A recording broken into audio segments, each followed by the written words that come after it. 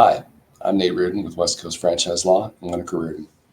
I had a client call me the other day and had a question that kind of surprised me about something that had come up, some rumor she'd heard about somebody she'd bought the business from. And the advice I ended up giving her was to just call them and sort it out. And I wondered why she had called me in the first place, because this was a person who's extremely competent.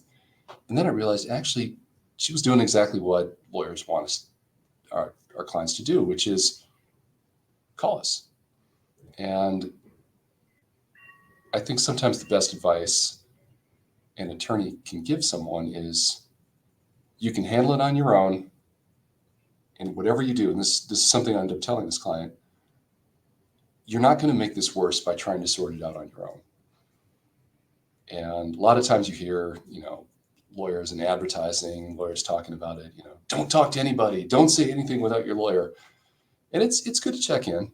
A lot of times people will go off and do things and come in and ask us, hey, can you take a look at this contract I already signed? Or can you help me with this crime I'm accused of, since I confessed to it, by the way, at the police station. But I think some of the best advice you can get from your lawyer is it's okay to go ahead, and you're not gonna make it worse by giving it a shot. And I think that's something that you can ask your lawyer, hey, can I handle this on my own? And is there any way in which I can make it worse? And here's the other thing. So the back half of this tip, which is, I think, important. We don't charge for calls like that. If you just call us up, hey, I got a situation, I'm wondering what to do, and all we do is give you, 5-10 minutes worth of guidance, and it's not going to turn into a project, and it's not going to be something we're going to end up helping you with.